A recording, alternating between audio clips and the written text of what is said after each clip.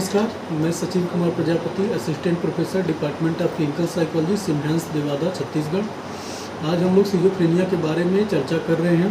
Schizophrenia एक गंभीर मानसिक बीमारी है जिसके अनेक लक्षण होते हैं।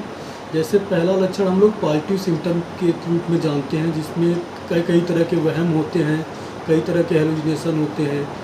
जो व्यक्ति ऐसा परसीव करता है कि उनके कान में आवाज़ें आ रही हैं या उनको कुछ दिखाई दे रहा है, जिसको हम लोग और विजुअल हेलुसिनेशन बोलते हैं। इसी तरह कुछ निगेटिव सिम्टम्स होते हैं जिसको हम एवोल्यूशन बोलते हैं, पैथी बोलते हैं, एनेहेडोनिया बोलते हैं। इसमें क्या होता है कि व्यक्ति जो होता है वो पहले की तुलना में जिन कामों में उसकी रुचि रहती है, जिस कामों में इंटरेस्ट होता है, वो धीरे धीरे कम होते जाता है।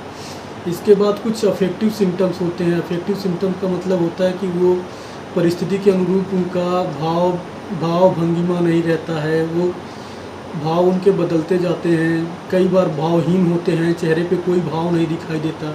इसके अलावा कुछ कॉग्निटिव लक्षण भी होते हैं। कॉग्निटिव लक्षण का मतलब ये होता है कि उनकी याददाश्त की जो क्षमता होती है वो लिमिटेड होते जाती है। वो प्लानिंग, किसी काम को कार्यरत करने के लिए अच्छी प्लानिंग नहीं बना पाते, उस प्लानिंग के अनुरूप व्यवहार नहीं कर पाते।